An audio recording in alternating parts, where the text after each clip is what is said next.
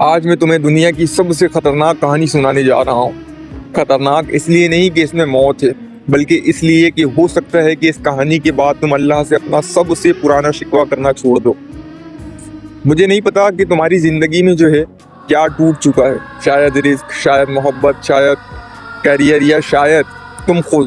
لیکن ایک سوال کا جواب دو، اگر اللہ تم سے محبت کرتے ہیں تو پھر تکلیف کیوں دیتے ہیں؟ اسی سوال کا جواب اللہ نے 1400 سال پہلے دے دیا تھا ایک نبی کی زندگی میں، جن کا نام تھا ایوب علیہ السلام۔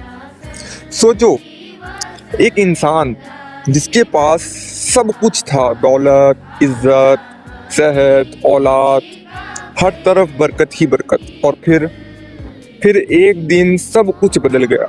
پہلے مال چلا گیا، پھر تجارت، پھر جو ہے اولاد، پھر ایک کے بعد ایک جسم، اور ایسی بیماری لگی ان کو کہ لوگ ان کے پاس بیٹھنا بھی پسند نہیں کرتے تھے۔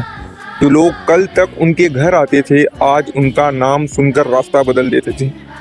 اور یہ سب ایک دن نہیں، ایک مہینہ نہیں، ایک سال نہیں، 18 سال تک چلتا رہا۔ اب سوچو، تم ہوتے تو کیا کہتے کہ یا اللہ میں نے ایسا کیا کیا؟ لیکن ایوب علیہ السلام قربان جائے، ایوب علیہ السلام نے یہ نہیں کہا کہ انہوں نے اللہ سے صرف اتنا کہا، مجھے تکلیف پہنچی ہے اور تو سب سے زیادہ رحم کرنے والا ہے۔ بس اتنی سی دعا، نہ شکوہ، نہ غصہ، نہ سوال، صرف ادب۔ اور پھر 18 سال بعد اللہ نے فرمایا، اپنا پاؤں زمین پر مارو، بس ایک قدم اور اسی زمین سے شفا کا پانی نکل آیا۔ سوچو، 18 سال کی خاموشی اور اللہ کا جواب صرف ایک لمحے میں۔ اس دن مجھے سمجھ آیا، اللہ دیر اس لیے نہیں کرتے کہ وہ سن نہیں رہے، اللہ دیر اس لیے کرتے ہیں کیونکہ وہ صرف تمہاری دعا قبول نہیں کرتے، وہ تمہیں بھی بنا رہے ہوتے ہیں۔ ہو سکتا ہے آج تم جس انتظار کو سزا سمجھ رہے ہو، کل وہی انتظار تمہاری سب سے بڑی نعمت بن جائے۔ اسی لیے آج رات اللہ سے صرف ایک بات کہنا، یا اللہ مجھے جو ہے جلدی نہیں چاہیے، مجھے تیرا بہترین فیصلہ چاہیے۔